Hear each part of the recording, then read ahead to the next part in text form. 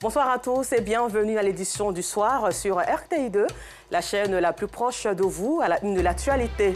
Développement à Goïta-Fla, une ville totalement enclavée qui est en train de sortir de sa léthargie. Et puis au Royaume-Uni, la nouvelle est tombée depuis cet après-midi. Rishi Sunak, le Britannique d'origine indienne, est le nouveau Premier ministre du pays. Encore merci à vous d'être au rendez-vous sur RTI2. Très bonne nouvelle pour les populations de Goïta-Fla, une ville dans la région de la Maraoué, totalement enclavée. Il y a moins de 5 ans, est aujourd'hui en train de sortir de sa léthargie. Érigée en département depuis le 26 septembre 2020 à la faveur de la visite du chef de l'État dans la région, elle bénéficie donc du bitumage de l'AS Béomi-Vavois. D'autres réalisations sont visibles. Ses fils et filles expriment donc leur gratitude en présence de Théodore Zouzou et Clément Boko dans la circonscription. Le reportage. Près de 6 mois déjà que les villages de Diegalafla et de Kouaïsizra ont vu la pose des premières pierres de leurs écoles respectives. Les bâtiments sont enfin sortis de terre. Depuis que mes papas ont fait chef du village, ils ont eu une école chez nous. Pour moi, j'ai fait 16 ans. Et voilà aujourd'hui une école qui a été construite. Donc je suis tellement content. Notre président, je le remercie beaucoup parce que c'est lui qui a fait que j'ai eu une école aujourd'hui. Aujourd'hui, quand tu sors dans nos villages, tu vois devant une école qui est construite. Or, depuis lors, il n'y a pas d'école. Nos petits-enfants partaient à Dorifla, aller fréquenter là-bas. Donc si aujourd'hui, l'école est arrivée chez nous, il y a eu des changements déjà au village. Tous les villageois sont contents, toute la population est contente. Tout comme ces deux villages, d'autres établissements de proximité ont été construits dans le département de Goïta-Fla. En plus de ces infrastructures scolaires, l'électrification de la localité est à 100% et les travaux de la voie reliant Béoumi, Goïta-Fla à Vavois avancent bien. Un autre acquis, l'érection de la ville de Goïta-Fla en chef-lieu de préfecture. Le développement est donc visible et cela se fait.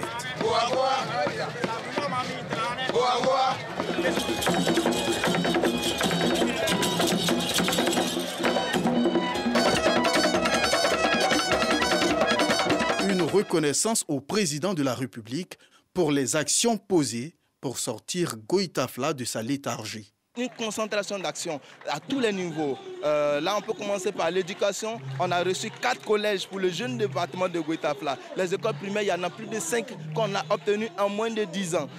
Que dire de l'aspect sécurité? La gendarmerie qui est là a été renforcée au niveau de la route. Le bitumage, désenclaver une zone avec 94 km. Ben là, on a encore applaudi le président de la République. Il faut célébrer cela. Il faut remercier d'abord l'État de Côte d'Ivoire qui est en train d'aider ces populations. Nous célébrons aujourd'hui ces développements comme les autres régions de la Côte d'Ivoire. Nous sommes heureux. Cet hommage acquiert l'adhésion du ministre de la Promotion de la bonne gouvernance qui exhorte les populations à œuvrer pour un climat apaisé afin que le développement se poursuive. Nous voulons le développement, mais il ne peut pas y avoir de développement dans le désordre. Il ne peut pas y avoir de développement dans la violence. Nous avons donc invité l'ensemble de la population et surtout les jeunes à faire preuve de discipline et à ne pas se laisser instrumentaliser à l'occasion des joutes électorales. Les populations ont un seul intérêt, c'est le développement, c'est les infrastructures, c'est l'eau, c'est les routes, c'est l'électricité. Aujourd'hui, Goïta-Fla, c'est 100% de taux d'électrification des villages. C'est ce que nos populations demandent. Et c'est ça le but de la politique. Ce nouveau département de la région de la Maraoué constitue l'un des greniers de la Côte d'Ivoire en matière de vivriers. Ces populations plaident pour le bitumage de l'axe Manfla-Goïta-Fla, long de 9 km. Retour à Abidjan où au chapitre santé pour le mois d'octobre rose, lutte contre le cancer, elle a décidé de prévenir que de guérir. À cet effet donc, la Fondation Femmes Sunamite en Action a organisé une séance de dépistage gratuit du cancer du sein et de col de l'utérus à l'ISTC Polytechnique de Cocody. Et selon Yacouba Koulibaly et Georgette Ido Fofana, cette activité s'inscrit dans le cadre de la lutte pour le relèvement de la dignité de la femme et surtout de son bien-être. Le reportage. Muriel Dambélé, coach de sport fitness, n'a pas hésité à se rendre ce samedi 22 octobre 2022 à l'ISTC Polytechnique dans la commune de Cocody afin de bénéficier d'une séance de dépistage gratuit du cancer du sein et du col de l'utérus. Ce dépistage gratuit est organisé par la Fondation Femmes Tsunamite en Action. Une fois les formalités accomplies, elle nous livre les raisons de sa motivation. C'est mieux de le détecter dès l'instant et après, on peut mieux le traiter, on peut mieux le guérir. Donc je peux inciter toutes mes amies, mes copines, les dames à venir chercher à connaître leur statut. Cette initiative de Muriel Dambélé est encouragée par la Fondation Femmes Tsunamite en Action. Je voudrais inviter toutes les femmes, toutes les mamans, toutes les jeunes filles à vraiment se rapprocher de tout ce qu'on appelle le dépistage volontaire. C'est tellement important pour nous parce qu'une mère absente dans un foyer, c'est toute une famille qui bascule. Donc tout le monde doit prendre ce dépistage à cœur. Claudine Dossou, spécialiste de santé, évoque des possibilités de prise en charge des malades. Nous sommes ouvertes à toutes les sponsorings, à toutes les aides, aussi bien en nature qu'en numéraire. Nous essayons tant bien que mal, dans la mesure de nos moyens, d'accompagner nos sœurs malades, soit dans la réalisation de leur bilan avant traitement, soit dans le traitement. En plus du dépistage gratuit du cancer du sein et du col de l'utérus, la Fondation Femmes Tsunamite en Action compte organiser un gala de soutien aux malades afin de leur garantir une prise en charge médicale. L'Union syndicale des agents de la SOTRA, USASO, veut se faire entendre par le renforcement de la capacité de rendement qualitatif de leurs agents afin de garantir la sécurité de la SOTRA, Société des transports abidjanais. Et pour ce faire, à sa direction générale Avridi, elle a procédé tout récemment à l'investiture officielle de ses délégués syndicaux. Le compte rendu de Yacouba Koulibaly est commenté par Clément Boukou. Le président de la centrale Dignité, avant de participer à la cérémonie d'investiture des délégués syndicaux de la SOTRA, prodigue des conseils à certains membres de l'Union syndicale des agents de la SOTRA, USASO, venus l'accueillir. L'objectif, c'est zéro demande d'explication. C'est la méconnaissance de ces tests. Les gens sont dans la maison, ils ont un règlement intérieur, ils ne connaissent même pas le règlement intérieur. À cette allure-là, ils s'exposent. Il y a des demandes d'explication autres là. Et comme généralement, ils ne savent pas ce qu'est une demande d'explication, ils prennent la demande d'explication déjà pour une sanction. On a le devoir d'accompagner les travailleurs à travers la formation, à travers l'encadrement. Pour encourager son initiative, l'USASO lance un appel aux employés de la SOTRA. Nous allons travailler en bonne intelligence avec la direction générale pour vraiment améliorer le système de travail, le système de santé de nos collaborateurs. Donc nous invitons tous nos camarades à nous rejoindre dans notre organisation syndicale USASO pour qu'on puisse mener le combat de la protection de l'entreprise, le combat de la protection de nos intérêts, le combat de la santé, le combat de l'hygiène, le combat de la sécurité des logements. Former nos délégués du personnel, former les membres du bureau exécutif et former tout l'ensemble des travailleurs de la SOTRA. Cette investiture est un plus à ma connaissance dans l'entreprise. Ça me permet de savoir ce qui se passe réellement dans ma boîte. L'appel que je lance à cette génération, c'est vraiment leur demander de bien faire le travail, d'être à l'écoute de leurs camarades, d'aider leurs camarades et puis de chercher à connaître correctement le code du travail et les lois du travail. Pour le directeur général de la SOTRA, les associations syndicales et le patronat doivent travailler de concert pour la bonne marche de l'entreprise. Tant que la SOTRA aura la capacité, les conditions de travail de la SOTRA seront toujours améliorées. Et vos doléances seront toujours analysées dans la bonne direction, mais à condition que nous continuions de maintenir un climat de paix, un climat de cohésion sociale et des attitudes de bons travailleurs pour notre bonheur, mais aussi pour le bonheur de la population que nous transportons au quotidien à Abidjan. Je ne cesserai de vous dire qu'il faut travailler plus pour améliorer notre productivité, pour améliorer notre efficacité, pour améliorer notre chiffre d'affaires. Cette rencontre a enregistré la remise de diplômes d'honneur aux responsables syndicaux de l'organisation. Malgré la liste exhaustive des revendications, les agents de la SOTRA bénéficient d'une indemnité de logement à hauteur de 20 000 francs CFA. Depuis 1994, le tarif de la SOTRA est resté inchangé avec 2200 autobus pour le bonheur des Abidjanais.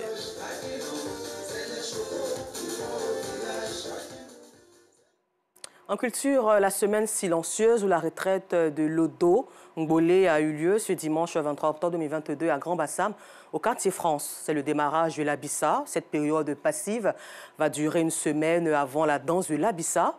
Coup d'œil donc sur la cérémonie qui consacre ainsi la période d'observation avec Victorien Angwa.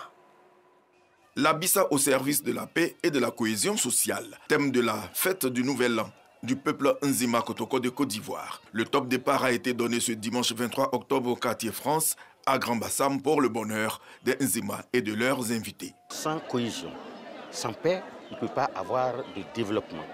Donc cette année, sur tout le déroulement de l'Abissa, nous allons nous ancrer autour sur ce thème-là pour agir et pour développer l'Abissa. Cette phase passive va permettre aux Nzima de se réconcilier et d'aborder la nouvelle année dans de bonnes dispositions de cœur, avec des cœurs purs et des âmes purifiées. Le Siedou ou la retraite de Lodo-Ngbolé est une période de recueillement, de préparation des cœurs à la cohésion et à la paix, avant les manifestations publiques de l'Abissa. La rencontre entre les dépositaires de l'Abissa, la famille Mvavile et la notabilité, les chefs de famille et les membres du comité d'organisation s'est bien passé. Tout un rituel précède la sortie de Lodo-Ngbolé qui, depuis ce dimanche 23 octobre, est à la retraite. Il en sortira une semaine après pour le Goizo ou la remise du tam-tam au peuple par le roi. Ainsi commencera la danse. Cette année, hommage sera rendu au président de la République lors de la journée du mardi. Hors de nos frontières au Burkina Faso, selon l'armée, au moins 10 soldats ont été tués et une cinquantaine d'autres blessés dans une attaque contre une base militaire ce lundi matin à Djibo, dans le nord du pays. Ce nord du pays qui est le théâtre régulier d'attaques de la part de groupes islamistes armés depuis 2015. L'incapacité du pouvoir à mettre fin à ces violences a donc conduit l'armée à commettre 2 coups d'État depuis le début de l'année. Un premier en janvier et le deuxième le mois dernier. En Europe, au Royaume-Uni, très bonne nouvelle, depuis cet après-midi, le conservateur britannique d'origine indienne Rishi Sunak est le nouveau Premier ministre à la suite de Liz Truss. Son unique concurrente dans la course, la ministre Penny Mordaunt, n'a pas obtenu le nombre de parrainages. Quant à l'ancien Premier ministre Boris Johnson, il s'est retiré plutôt de la course à Downing Street. Rishi Sunak, le Britannique de 42 ans, sera donc reçu demain mardi 25 octobre 2022 par le roi Charles III qui le chargera de former un gouvernement. Bonsoir Salif, et comme tout le lundi, nous sommes ravis d'être en ta compagnie. Bonsoir Anicette, merci de m'accueillir également. Merci beaucoup d'être sur nos plateaux. Alors Salif, c'est vrai que tu as du service des sports, mais suite à cette nouvelle, qu'est-ce que vous pensez de la mondialisation, cette élection du conservateur Rishi Sunak, 42 ans, britannique, d'origine indienne? Qu'est-ce que vous avez à dire sur cette élection? Et je pense que le Parti conservateur était dans une impasse, une crise, a trouvé un successeur à Liz Truss qui a pratiquement abandonné le poste. Et finalement, effectivement, c'est un bon profil. Pourquoi? Parce qu'il était ministre des Finances dans l'ancien gouvernement. Puisque l'Angleterre fait face à une crise financière, pourquoi pas essayer quelqu'un qui s'y connaît dans le domaine des finances? C'est quelque chose de positif pour tous ceux qui souhaitent immigrer dans ce pays. C'est un exemple d'immigration réussie. Et aujourd'hui, avec le cas Barack Obama. Voilà. Aujourd'hui, c'est la parfaite illustration qu'on peut immigrer, s'installer et vraiment montrer ce qu'on a à vendre en retour et défendre, pourquoi pas, le pays d'accueil. Alors, on espère donc qu'il sera très performant et pourra relever ce challenge. On l'espère en tout cas. Alors, Salif, avant de revenir encore à toi, nous passons tout de suite à cet élément sur le sport.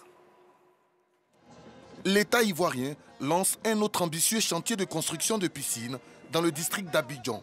Ce programme d'envergure, dénommé Aisance aquatique, prend en compte la réhabilitation de la piscine de Boaké, celle de Benjerville, ainsi que la construction des piscines d'Abobo, Atekoubé, Yopougon, Marcory et Koumassi. Ce programme a également vocation d'aider à la formation des formateurs, à la promotion de la natation en Côte d'Ivoire en tant que discipline sportive.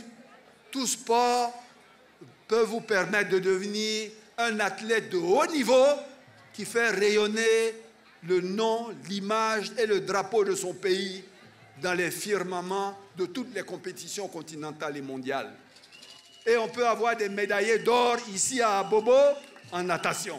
D'un coût global de plus de 15 milliards de francs CFA, les piscines olympiques d'Abobo et Marcory, ainsi que celles semi-olympiques d'Atekoubé et Yopougon, sont multifonctionnelles avec des aires de jeu omnisports. Les travaux de construction de ces 5 piscines dans le district autonome d'Abidjan s'achèveront dans 24 mois. L'AS Denguélé a confirmé qu'elle a bien les armes pour battre les cadors de la Ligue 1. Portés par leur attaquant Si Armand, buteur dans les minutes supplémentaires de la première période, les Jakassa infligent au FC San Pedro sa 2e défaite de la saison. Avec son 4e succès en 6 sorties, le promu prend seul les commandes de la Ligue 1 avec 13 unités. Alors Salif, moi j'ai juste retenu un programme pour aider à la formation des formateurs à avoir des médaillés. Alors ce projet... Parce qu'effectivement, ce qui se passe, c'est que la natation était une discipline assez glorieuse. Il y a quelques années de cela, à l'époque de Félix Houphouët-Boigny, le père fondateur. Et après, patatras, il y a eu beaucoup de choses qui ne sont pas rentrées dans l'ordre. Et finalement, cette fédération a un peu disparu des tablettes. Alors, avec ce projet, qu'est-ce qui se passe? 2 piscines olympiques, 3 semi-piscines olympiques. Ça veut dire simplement que l'État de Côte d'Ivoire veut réinvestir dans cette discipline-là qui a tant donné avant à la Côte d'Ivoire. Donc, pourquoi former les formateurs? Former les formateurs pour les remettre à niveau parce que toutes les disciplines évoluent. La natation, vous savez, les règles de jeu et tout, ça a évolué aussi avec le temps. Donc, il faut déjà former les formateurs, mais également avoir une sorte de relève. Ça se passe effectivement dans les écoles. Et il va falloir donc redynamiser l'OASU, qui est pratiquement le cheval du gouvernement au niveau de la politique sportive. Donc, amener de nouveaux élèves, en classe de 6e, 5e, 4e et tout, à participer à des compétitions OASU en natation. Alors, participer à des compétitions OASU en natation et surtout avoir des médaillés, surtout à l'international. Alors, après 6 journées en football, l'AS Denguélé est leader de ce championnat. Un mot dessus? C'est pratiquement surprenant pour ce club qui quitte pratiquement en Ligue 2, dans la difficulté, dans la douleur, se réinstalle et finalement est en train de faire son petit bonhomme de chemin, journée après journée. On sent qu'il y a une certaine philosophie de jeu, il y a une certaine envie de vaincre et c'est tout cela que les protégés du président sont en train de démontrer sur la pelouse du stade Robert Champroux. Je vous assure, il faut les voir jouer, c'est plaisant. Il y a de la technicité, il y a de la capacité physique, il y a du répondant. À chaque fois, ils sont là pour donner la réponse. 4 victoires, une seule défaite et un seul nul. Alors, parlons de technicité et de capacité physique plutôt. Cheikh Cissé Salah Junior a remporté un prix ce matin. Alors, comment est-ce que cette préparation s'est passée? Une médaille de bronze au Grand Prix d'Angleterre. Il faut déjà saluer cette performance parce qu'il se prépare effectivement pour les Jeux Olympiques de Paris 2024. Aller chercher là-bas, pourquoi pas une médaille d'or encore pour effectivement donner un peu de joie ici au public ivoirien. La préparation n'est pas forcément aisée. Ce n'est pas dans les conditions les plus optimales pour les athlètes ivoiriens. On le dit à chaque fois, il faut vraiment leur donner le plateau technique, les encadreurs qu'il faut pour qu'effectivement ils sachent où est-ce qu'ils vont eux-mêmes. Si les athlètes ne sont pas suivis, c'est compliqué, mais on constate qu'il a une certaine envie de vaincre. On a suivi ses combats, il y a une certaine rage dans tous ses gestes. Il veut en tout cas avoir une autre médaille d'or, mais cela passe par une préparation beaucoup plus sérieuse. Encore merci à toi, Salif, d'être passé sur notre plateau. Encore félicitations à l'éléphant Cissé Cheikh Junior Salah. Merci encore à vous de nous avoir suivis sur RTI2, la chaîne la plus proche de vous. Bonne suite de programme.